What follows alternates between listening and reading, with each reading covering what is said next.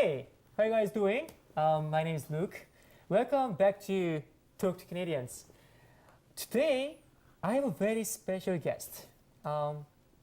He is very meaningful in my life after I came to Canada, and he is a really good friend of mine. So can you please tell our viewers, you know who you are? I'm a Canadian now.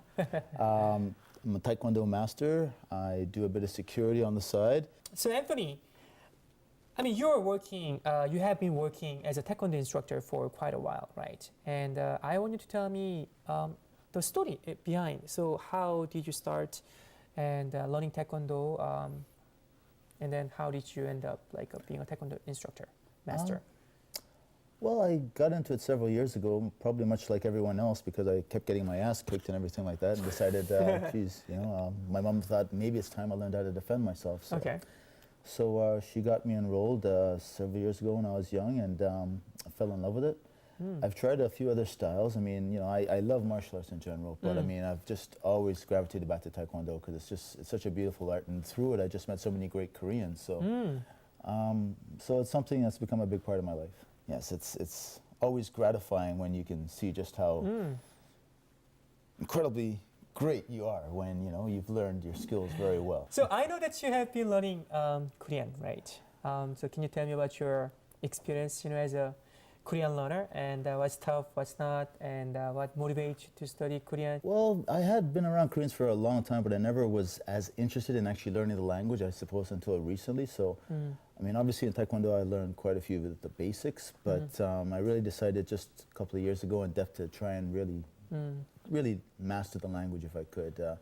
Just as it turns out, the vast majority, perhaps right now, of my friends are Koreans, and we definitely get along well. I find I have many things in common with them, and I just, after all the years of training and the discipline and the structure around Koreans, you know what I mean. It's so structured in terms of the relationships, and which is something I really appreciate. So I think that Korean actually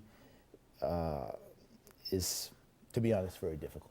It's probably one of the most difficult languages I've ever tried to learn. I think that applies to Korean people, from Korean's point of view, and then English is one of the toughest languages to conquer, to master. I have no doubt. I have no doubt. Yeah. But yes, Korean is very tough, but it's also very rewarding when I can actually just put a few string of phrases together and just see the big look of surprise on some of my Korean friends' faces. What would you recommend to Korean people, and in terms of learning English? Well, most definitely, it helps to make yourself some English-speaking friends. Okay. It's worked for me, and Koreans are very, very friendly, and so I find it really easy for myself to make Korean friends. And I don't think, I have met some Koreans, of course, because I know they're perhaps a little self-conscious sometimes about not being able to speak properly, so they might be a little bit shy, but you really have to open yourself up. If you really want to learn the language, you have to stretch yourself and put yourself out there and not be afraid of making the little mistakes that inevitably everyone's going to make. Definitely if you're in Toronto too. I mean, Toronto has just such a wide variety of people that you can make friends from just about anywhere in the world. So anyone who wants to learn a language of any kind should be here in Toronto.